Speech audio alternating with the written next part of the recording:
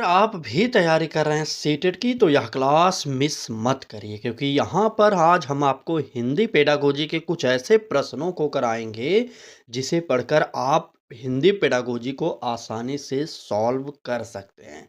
तो लेट न करते हुए क्लास को शुरू करेंगे और आप लोग सभी लोग जल्दी से लाइव जुड़ जाएंगे क्योंकि यह क्लास बहुत ही ज़्यादा इम्पोर्टेंट होने वाली है। चलिए, पहला प्रश्न देखेंगे क्या पूछा जा रहा है। पहले प्रश्न में ध्यान से देखिएगा क्योंकि हर एक शब्द आपको याद करना पड़ेगा, समझना पड़ेगा। ठीक है? ये रहा आज की क्लास का पहला प्रश्न। कहा जा रहा है कि भाषा अर्जन के संदर्भ में निम्न में से कौन-सा कथन सर्वाधिक उपयुक्त है? आपको बताना है कि भाषा अर्जन के संदर्भ में कौन-सा कथन सर्वाधिक उपयुक्त है। ठीक है? सबसे सही कौन-सा है? ठीक? चलिए। ए ऑप्शन कह रहा है कि भाषा केवल व्याकरण पढ़ाने से सीखी जाती है। बी ऑप्शन कह रहा है कि भाषा सामाजिक अंतःक्रिया के माध्यम से अर्जित होती है और सी ऑप्शन कह रहा है कि भाषा केवल अनुकरण से सीखी जाती है और डी ऑप्शन कह रहा है कि भाषा केवल जन्मजात क्षमता पर निर्भर करती है। देखिए, ये प्रश्न सेम टू सेम आपके सिलेबस के अकॉर्डिंग हैं। अगर आप इस क्लास को देख रहे हैं तो आपको समझ में आ जाएगा। ठीक है? यहाँ पर कुछ ट्रिक काम करेगा, हम आपको बताने चलें तो ध्यान से देखिएगा। सबसे पहले डी ऑप्शन कह रहा है कि भाषा केवल जन्मजात क्षमता पर निर्भर करती है। तो यहाँ पर केवल शब्द लगते ही पूरा का पूरा सेंटेंस जो है वो नेगेटिव हो जाता है। समझ गए ना? बिल्कुल, भाषा जन्मजात क्षमता हो सकती है, लेकिन अगर कहें केवल जन्मजात क्षमता होती है तो बिल्कुल नहीं, इसलिए हमारा ये कट जाएगा। ठीक? चलें आगे। देखिए, अब सी ऑप्शन कह रहा है कि भाषा केवल अनुकरण से सीखी जाती है। यहाँ पर ये सेंटेंस भी गलत हो जाएगा, भाषा सिर्फ अनुकरण के माध्यम से नहीं सीखी जाती है, इतना आप जानते रहेंगे। और ए ऑप्शन कह रहा है कि भाषा केवल व्याकरण पढ़ाने से सीखी जाती है, तो ये भी गलत होगा। उत्तर जो होगा हमारा क्या होगा? भाषा सामाजिक अंतःक्रिया के माध्यम से अर्जित होती है। ठीक है? बिल्कुल। चलिए, आइए देखते हैं अगला प्रश्न क्या कह रहा है। प्रश्न में कहा जा रहा है कि भाषा शिक्षण का प्रमुख उद्देश्य क्या है? भाषा शिक्षण का प्रमुख उद्देश्य क्या है ये आपको बताना है। ए ऑप्शन कर है व्याकरण के नियम रटवाना। जहां पर भी रटवाना शब्द आ जाए वो निगेटिव होता है, उसे आप काट देंगे। अब बी ऑप्शन कर है कि केवल परीक्षा में अंक दिलाना। हमने आपको पहले भी बता दिया है कि अंक दिलाना, रटना, स्मरण करना, ये सारे के सारे शब्द जो होते हैं वो निगेटिव होते हैं, इसलिए इसे भी आप काटेंगे। ठीक है? अब यहाँ पर ए और बी गलत हो गया तो अब बचा सी और डी, इसी में से एक सही होगा। चलिए देखते हैं। ठीक है? सी ऑप्शन कह रहा है कि विद्यार्थियों में प्रभावी संप्रेषण क्षमता विकसित करना और डी ऑप्शन कह रहा है केवल पाठ्य पुस्तक पूरी कराना। तो केवल पाठ्य पुस्तक की बात नहीं करेंगे, उत्तर जो होगा हमारा क्या होगा? सी वाला ऑप्शन सही हो जाएगा। ठीक? चलें आगे। बिल्कुल। देखिए, आप लोग हमारे से पहले अगर प्रश्न सॉल्व करें बहुत अच्छी बात है, लेकिन सही उत्तर दीजिएगा, ठीक है? चलिए, आइए देखते हैं अगला प्रश्न क्या कह रहा है। तीसरा प्रश्न हमारा कह रहा है कि निम्न में से कौन-सा मूल्यांकन उपकरण भाषा के सतत एवं समग्र मूल्यांकन के लिए सर्वाधिक उपयुक्त है? बताइए, वार्षिक परीक्षा, पोर्टफोलियो, मौखिक परीक्षा या वस्तुनिष्ठ परीक्षा? तुरंत उत्तर बताइए, प्रश्न संख्या 3 का उत्तर क्या होगा? चलिए। चलिए, 1 मिनट क्या कमेंट कर रहे हैं? 1 मिनट रुकिए। नहीं, ठीक है। यहाँ पर उत्तर हमने जो बताया था बिल्कुल सही है, विद्यार्थियों में प्रभावी संप्रेषण क्षमता विकसित करना। ये प्रश्न संख्या 2 का जो उत्तर सही होगा वो होगा सी वाला ऑप्शन सही होगा। ठीक है? यहाँ पर सी ऑप्शन ही सही होगा दूसरे का। चलिए तीसरे प्रश्न का उत्तर आप जान जाइए। देखिए यहाँ पर अभी हमने आपसे पूछा था सतत एवं समग्र मूल्यांकन के लिए सर्वाधिक उपयुक्त है। तो सर्वाधिक उपयुक्त की बात किया जा रहा था, तो यहाँ पर वार्षिक परीक्षा सर्वाधिक उपयुक्त नहीं माना जाता है। ठीक है? ना ही मौखिक परीक्षा और ना ही वस्तुनिष्ठ परीक्षा ये सर्वाधिक उपयुक्त नहीं माने जाएँगे। जो उपयुक्त माना जाएगा वह होता है क्या? पोर्टफोलियो। ठीक? पोर्टफोलियो यानी कि यहाँ पर हमारा उत्तर जो होगा बी वाला ऑप्शन सही होगा। चलिए, आइए आगे बढ़ते हैं और देखते हैं अगला प्रश्न क्या कह रहा है। कह रहा है कि भाषा कक्षा में त्रुटियों के प्रति शिक्षक का सबसे उचित दृष्टिकोण क्या होना चाहिए। बहुत ही इंपॉर्टेंट प्रश्न है। अगर प्रश्न समझ में नहीं आ रहा तो एक बार फिर से पढ़िए, आप समझ जाएंगे। क्या कह रहा है, भाषा कक्षा में त्रुटियों के प्रति शिक्षक का सबसे उचित दृष्टिकोण क्या होना चाहिए। ए ऑप्शन, तुरंत दंड देना, तो कभी नहीं, तुरंत दंड आप नहीं देंगे, किसी भी बच्चे को दंड नहीं देंगे, ठीक है। और बी ऑप्शन कह रहा है कि सभी त्रुटियों को अनदेखा करना। बालकों की त्रुटियां जो होती हैं वो सीखने की प्रक्रिया के चरण माने जाते हैं, ठीक है। अगर बालक गलतियां कर रहा है तो आप उसे अनदेखा नहीं करेंगे, बल्कि उसे आप समझाने की कोशिश करेंगे, ठीक है। बिल्कुल, यहाँ पर ये हमारा गलत हो जाएगा। सी ऑप्शन कह रहा है कि त्रुटियों को सीखने की प्रक्रिया का स्वाभाविक भाग मानना। और डी ऑप्शन केवल सही उत्तर बताना। तो यहाँ पर नोट करिएगा, केवल सही उत्तर बताने की बात कर रहा है तो ये हमारा गलत होगा। उत्तर जो होगा सी वाला ऑप्शन सही होगा। क्या कह रहा है, त्रुटियों को सीखने की प्रक्रिया का स्वाभाविक भाग मानना, ठीक। बिल्कुल। चलिए आगे बढ़ते हैं। अगर क्लास अच्छी लग रही है तो शेयर कर दीजिए एक बार क्लास को, ठीक है। देखिए, कह रहा है कि भाषा अधिगम में स्कैफोल्डिंग की अवधारणा किससे संबंधित है। आप जानते होंगे तो बताइए फटाक से। देखिए, जीन पियाजे संज्ञानात्मक विकास का सिद्धांत दिए थे, आपको ये पता होगा। अगर बात की जाए स्कैफोल्डिंग की अवधारणा, तो स्कैफोल्डिंग की अवधारणा जो दिए थे वो थे हमारे वाइगोत्स्की महोदय। ये आप जानते रहे। स्किनर ने किस पर प्रयोग किया, चूहे पर, थॉर्नडाइक ने बिल्ली पर, ठीक। चलें आगे। चलिए आइए नेक्स्ट प्रश्न देखते हैं। प्रश्न संख्या 6 क्या है, देखिए। कह रहा है कि पठन कौशल के विकास के लिए सबसे प्रभावी रणनीति कौन सी है। केवल मौन पठन, केवल सस्वर पठन, या विविध पठन गतिविधियां एवं चर्चा, या केवल प्रश्नोत्तर। तुरंत बताइए कि प्रश्न संख्या 5 हो गया ना, 6 का उत्तर बताइए कौन सा होगा। चलिए, पठन कौशल के विकास के लिए सबसे प्रभावी रणनीति कौन सी है। तो देखिए, केवल शब्द हमने आपको क्या बताया था, केवल लगा है यहाँ पर, केवल लगा है यहाँ पर, फिर केवल यहाँ पर। तो केवल शब्द अपने आप में नेगेटिव होता है। उत्तर जो होगा विविध पठन गतिविधियां एवं चर्चा। एक बात और ध्यान रखिएगा कि हमेशा केवल वाले शब्द नेगेटिव नहीं होते हैं, ठीक है, हमेशा नहीं होते हैं। एकाक परसेंट कभी कभी सही होते हैं वो लोग भी, ठीक है। चलिए, जैसे आपको उत्तर नहीं पता होता है, तब अगर आपको केवल शब्द वाला मिल जाए ऑप्शन तो आप उसे सही कर सकते हैं, क्योंकि वो नेगेटिव होता है। तुक्का मारेंगे तब ऐसा करना, ठीक है। चले, बात अगले प्रश्न की करेंगे। कह रहे कि भाषा शिक्षण में पूर्व ज्ञान का उपयोग मुख्यतः किस लिए किया जाता है। ए ऑप्शन समय व्यतीत करने के लिए, बी ऑप्शन नए ज्ञान को पूर्व अनुभव से जोड़ने के लिए, और सी ऑप्शन गृह कार्य जांचने के लिए, और डी ऑप्शन अनुशासन बनाए रखने के लिए। चलिए बताइए कौन सा उत्तर होगा। भाषा शिक्षण में पूर्व ज्ञान का उपयोग मुख्यतः किस लिए किया जाता है। देखिए, कोई भी ऐसा कार्य नहीं होगा जिससे समय को बिताया जाए, इसलिए ए ऑप्शन काट दीजिए। अब गृह कार्य जांचने के लिए पूर्व ज्ञान का कोई उपयोग नहीं होता, इसलिए सी ऑप्शन गलत हो जाएगा, ठीक है। और अनुशासन बनाए रखने के लिए, अनुशासन बनाए रखने के लिए कोई कार्य नहीं होता है क्लास में, आपको पता होना चाहिए।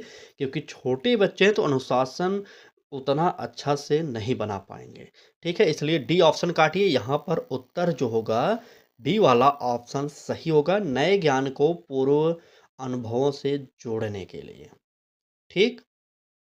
बिल्कुल। चलिए, अगर आप भी हमारे साथ फ्री में क्लासेस देखना चाह रहे हैं, तो हमारे साथ तैयारी करना चाह रहे हैं, तो आज ही हमारे साथ जुड़ जाइए, हमारे चैनल के साथ जुड़ जाइए, ठीक है। और अपने मित्रों तक इस क्लास को शेयर जरूर कर दीजिए। नेक्स्ट प्रश्न देखिए, कह रहा है कि निम्न में से कौन सी गतिविधि रचनात्मक लेखन को सर्वाधिक बढ़ावा देती है। वह कौन सी गतिविधि है जो रचनात्मक लेखन को सर्वाधिक बढ़ावा देगी। अनुच्छेद याद कर लिखना। देखिए, यहाँ पर याद करने की बात कर दिया, इसलिए हमारा ये ऑप्शन गलत होगा। चित्र देखकर कहानी लिखना, ये हमारा रचनात्मक कार्य हो सकता है। यहाँ पर कठिन शब्द रटने की बात कर रहा है, इसे काट दीजिए। और व्याकरण नियम लिखना, कोई भी नियम लिखना, कुछ याद करना, ये सब जो होते हैं वो निगेटिव होते हैं। समझ गए ना? बिल्कुल। ठीक, ठीक। चलिए, यहाँ पर इस प्रश्न का उत्तर की बात किया जाता है तो यहाँ पर बी ऑप्शन चित्र देखकर कहानी लिखना, यही हमारा बी वाला ऑप्शन सबसे बेस्ट होगा। चलिए नेक्स्ट देखते हैं क्या कह रहा है।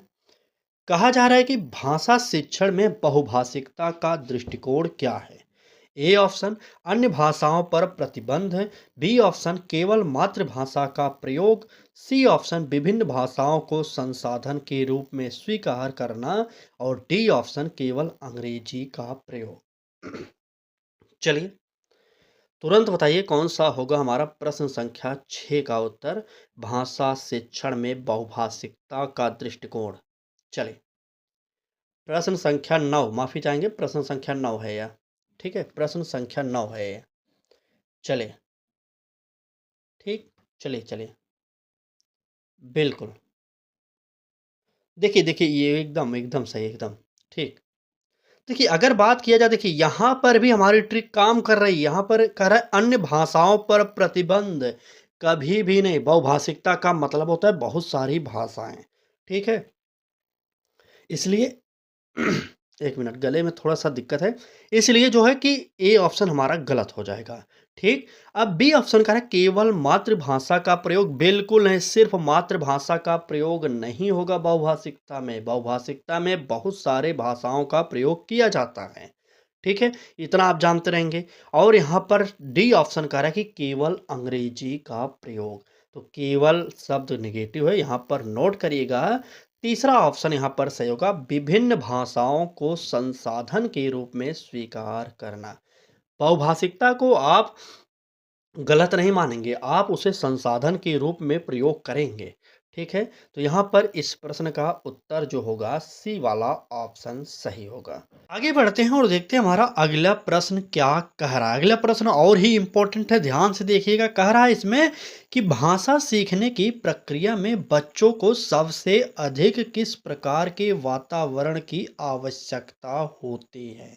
प्रश्न थोड़ा सा बड़ा है, लेकिन आप लोग आराम से समझते हुए पढ़ेंगे तो आसानी से समझ आ जाएगा, ठीक है। फिर से देख लीजिए, कह रहा है कि भाषा सीखने की प्रक्रिया में बच्चों को सबसे अधिक किस प्रकार के वातावरण की आवश्यकता होती है? ए ऑप्शन कह रहा है कि भय युक्त वातावरण, बी ऑप्शन कह रहा है कि प्रतिस्पर्धात्मक वातावरण, और सी ऑप्शन कह रहा है कि भाषा समृद्ध एवं संवादात्मक वातावरण, और डी ऑप्शन कह रहा है कि केवल परीक्षा केंद्रित वातावरण।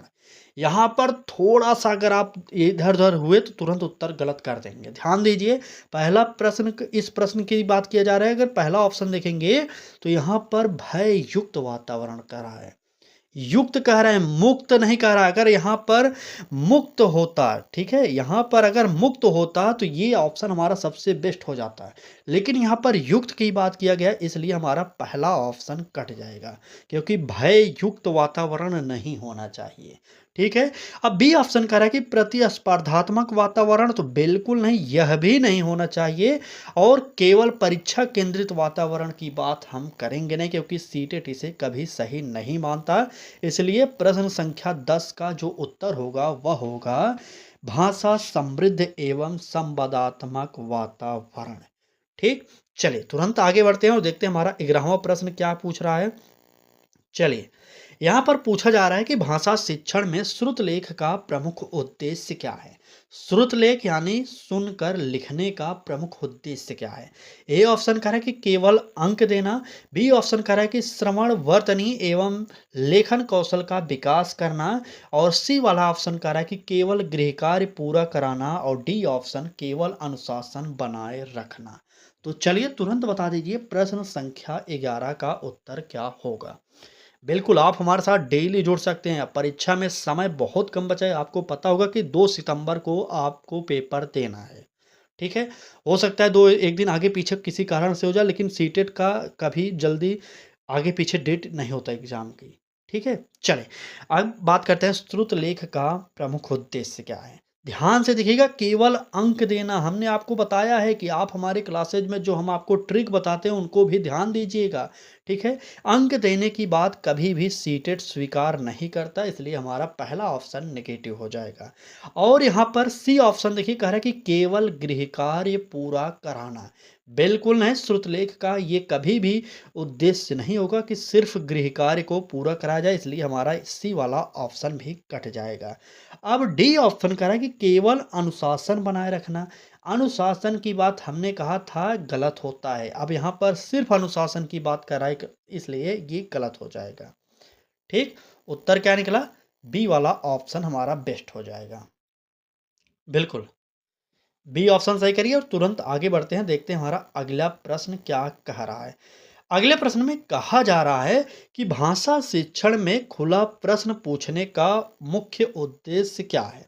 खुला प्रश्न जानते हैं, ओपन एंडेड क्वेश्चन जिसे आप कहते हैं, ठीक है। ए ऑप्शन कह रहा है कि केवल सही उत्तर प्राप्त करना, बी ऑप्शन कह रहा है कि रटने की क्षमता बढ़ाना, बिल्कुल नहीं, और सी ऑप्शन कह रहा है कि चिंतन एवं अभिव्यक्ति को प्रोत्साहित करना, और डी ऑप्शन समय बचाना। अब हमने यहाँ पर ऑप्शन को पढ़ते समय ही बी और डी ऑप्शन को हमने काट दिया है। अब आपके लिए ए और सी है, उसमें से एक उत्तर चुनिए और बताइए कौन सा सही होगा। चलिए, बिल्कुल, आप हिंदी में 30 में 30, सीडीपी में 30 में 30, ईबीएस में 30 में 30 पा सकते हैं, थोड़ा सा मेहनत करना पड़ेगा। जब मैं सीटेट दिया था मेरा भी 30 में 30 सीडीपी में आया था, ठीक है। चलिए, सीडीपी की भी क्लासेज हो रही हैं, आप हमारे चैनल पर जुड़कर पढ़ सकते हैं, ठीक है। चलिए, बिल्कुल, बिल्कुल। अब देखिए यहाँ पर ए ऑप्शन क्या कर रहा था, केवल सही उत्तर प्राप्त करना, तो बिल्कुल यह उद्देश्य नहीं होता। हमारा जो उत्तर होगा चिंतन एवं अभिव्यक्ति को प्रोत्साहित करना, यानी कि सी वाला ऑप्शन सबसे बेस्ट हो जाएगा। ठीक, चलें आगे, आइए। आगे आइए, देखते हैं अगला प्रश्न क्या कह रहा है। कह रहा है कि यदि कोई बच्चा पढ़ते समय बार बार रुकता है तो शिक्षक को सबसे पहले क्या करना चाहिए? अगर आप अपने आप को टीचर मानते हैं, ठीक है, अपने आप को टीचर मानते हैं, तो आप समझिए कि आपके क्लास में कोई बच्चा है जो पढ़ते समय बार बार रुकता है, तो आप क्या करेंगे? ठीक है। ए ऑप्शन करें कि उसे दंड देना, बिल्कुल नहीं, दंड का विरोध करता है एनसीएफ, आपको पता होना चाहिए, ठीक है, इसलिए ए ऑप्शन गलत हो जाएगा। बी ऑप्शन करें कि उसकी कठिनाई का कारण समझना, ये हमारा सही हो सकता है, ठीक है। सी ऑप्शन करें कि उसे कक्षा से बाहर भेज देना, बिल्कुल नहीं, क्लास के बाहर किसी भी बच्चे को आप किसी भी प्रकार से नहीं भेज सकते, समझ गए ना? बिल्कुल।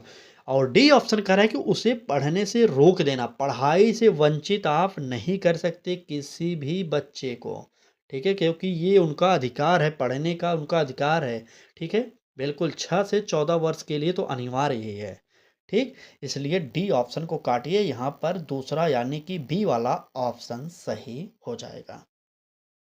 समझ में आ रहा ना? बिल्कुल, बिल्कुल।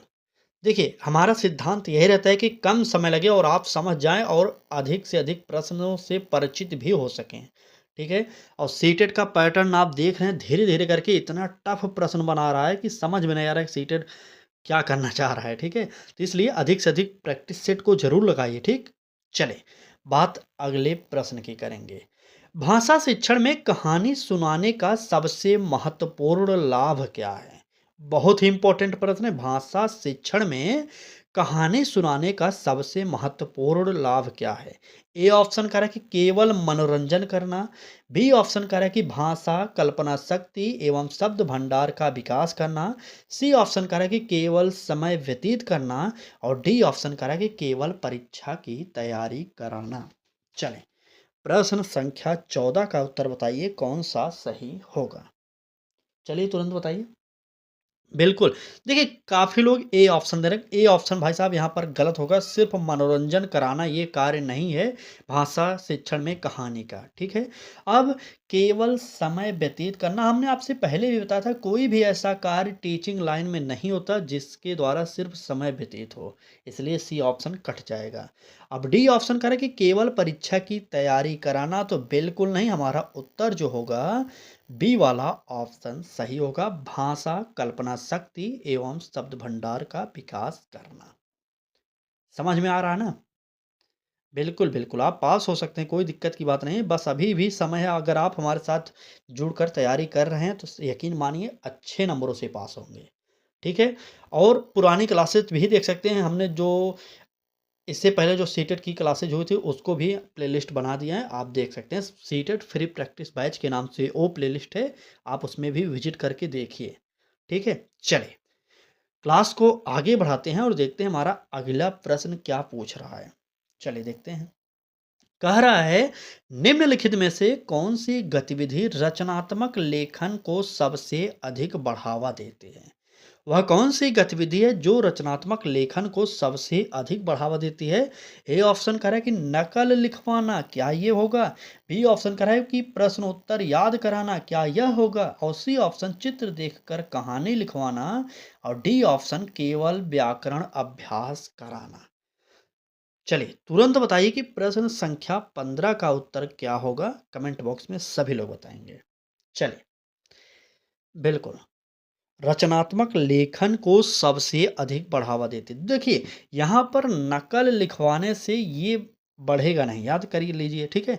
और प्रश्नोत्तर याद कराने का मतलब ये नहीं होता, और केवल व्याकरण अभ्यास कराना बिल्कुल नहीं। उत्तर जो होगा, चित्र देखकर कहानी लिखवाना, ये सबसे बेस्ट ऑप्शन सी वाला हो जाएगा। तो नोट करिए, प्रश्न संख्या 15 का जो उत्तर होगा, सी वाला ऑप्शन सही होगा। ठीक, चलें आगे। बिल्कुल, क्लास को लाइक कर दीजिए। अगर आप भी हमारे साथ तैयारी करना चाह रहे हैं, तो आप हमारे चैनल के साथ ज़रूर जुड़ जाइए। ठीक है? चलिए, आइए देखते हैं अगला प्रश्न क्या कह रहा है। भाषा कक्षा में बच्चों की मातृभाषा का उचित उपयोग क्या दर्शाता है? बहुत ही इम्पोर्टेंट प्रश्न है। देखिए, ए ऑप्शन कह रहा है कि यह भाषा सीखने में बाधा है। देखिए, मातृभाषा कभी भी बाधा नहीं होती, इसलिए ए ऑप्शन तुरंत काटिए। क्योंकि बालक की मातृभाषा जो होती है, उसकी संचयी पूंजी मानी जाती है, ठीक है? बालक जो कुछ भी सीखता है, उसी के माध्यम से सीखता है, ठीक ना? बिल्कुल। बी ऑप्शन देखिए, कह रहा है कि यह नए भाषा अधिगम में सहायक हो सकती है, बिल्कुल हो सकता है।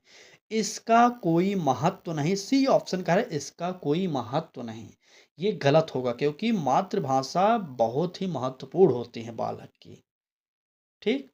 इसलिए इसे काट दीजिए।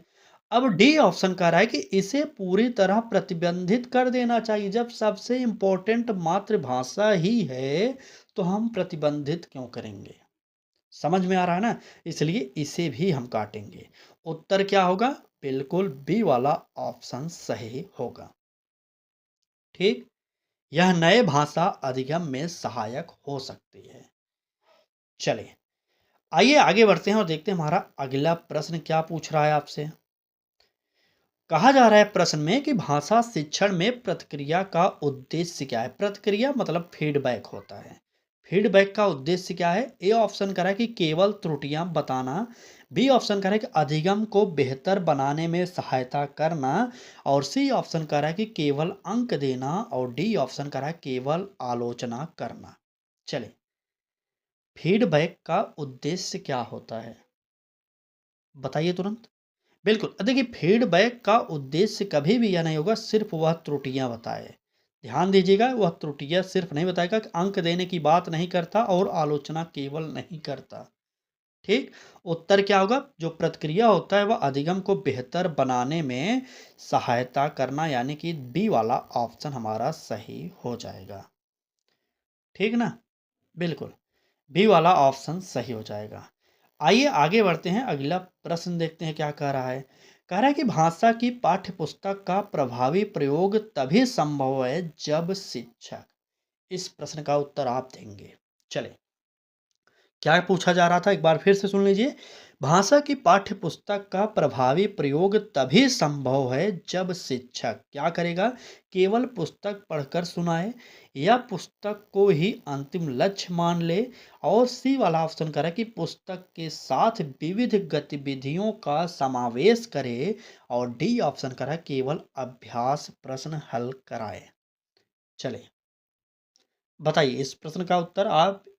चलिए, 30 सेकंड का समय, ठीक, 30 सेकंड का समय लीजिए और इस प्रश्न का उत्तर आप खुद दीजिए। प्रश्न संख्या 18, आप कमेंट करिए, सभी लोग कमेंट करेंगे, जितने भी लोग देख रहे हैं कमेंट करिए एक बार। चलिए, इस प्रश्न का उत्तर क्या? देखिए कमेंट आप लोग करते रहिए, इससे क्या होता है ना, अगर आपका उत्तर गलत भी हो जाएगा तो जब मैं बता दूँगा वह हमेशा के लिए आपको याद हो जाएगा। ठीक है? इसलिए आप लोग कमेंट ज़रूर करते रहिए। चलिए बिल्कुल। देखिए यहाँ पर ट्रिक हमारी काम कर रही है क्या? ए ऑप्शन क्या कह रहा है? देखिए केवल पुस्तक पढ़कर सुनाएँ, तो बिल्कुल नहीं होगा। और डी ऑप्शन पर आते हैं, केवल अभ्यास प्रश्न हल कराएँ, तो बिल्कुल नहीं। अब बचा बी और सी, इसी में से एक उत्तर होगा, वह आपको चुनना है। चलिए बताइए, तुरंत बताइए। बिल्कुल, बिल्कुल। देखिए, पुस्तक को ही अंतिम लक्ष्य मान लें, बिल्कुल नहीं होगा। हमारा उत्तर जो होगा, पुस्तक के साथ विविध गतिविधियों का समावेश करें, यानी कि सी वाला ऑप्शन हमारा सबसे बेस्ट हो जाएगा। समझ में आया ना? चलिए ठीक है, आइए आगे बढ़ते हैं, अगला प्रश्न देखते हैं।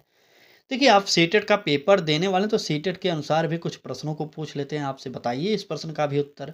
पूछा जा रहा है यहाँ पर कि सीटेट के अनुसार भाषा शिक्षण का सर्वोत्तम दृष्टिकोण कौन-सा है? बहुत ही इम्पोर्टेंट प्रश्न कि सीटेट के अनुसार भाषा शिक्षण का सर्वोत्तम दृष्टिकोण कौन-सा है? ए ऑप्शन शिक्षक केंद्रित शिक्षण, बी ऑप्शन दंड आधारित शिक्षण, सी ऑप्शन बाल केंद्रित एवं सहभागिता पूर्ण शिक्षण और डी ऑप्शन केवल व्याख्यान पद्धति। चलिए बताइए इस प्रश्न का उत्तर क्या होगा? देखिए केवल व्याख्यान पद्धति की बात नहीं किया जाएगा, दंड आधारित शिक्षण कार्य नहीं होगा और ना ही शिक्षक केंद्रित होगा। तो क्या होगा? बाल केंद्रित एवं सहभागिता पूर्ण शिक्षण। ठीक, बिल्कुल। चलिए सी ऑप्शन यहाँ पर हमारा सही होगा। आगे आइए। आज की क्लास में बस इतने ही प्रश्न थे। क्लास आपको कैसी लगी ज़रूर बताइएगा। अगर आप भी हमारे साथ जुड़कर तैयारी करना चाह रहे हैं तो आप हमारे चैनल से ज़रूर जुड़ जाइए, ठीक है? बिल्कुल। देखिए सीटेट समझने की बात है, थोड़ा पढ़िए लेकिन ठोस पढ़िए, जो भी पढ़ते हैं समझ कर पढ़िए, ठीक? चलिए, आज की क्लास को यहीं पर समाप्त करते हैं। कल फिर मिलेंगे एक नए क्लास के साथ, तब तक के लिए धन्यवाद।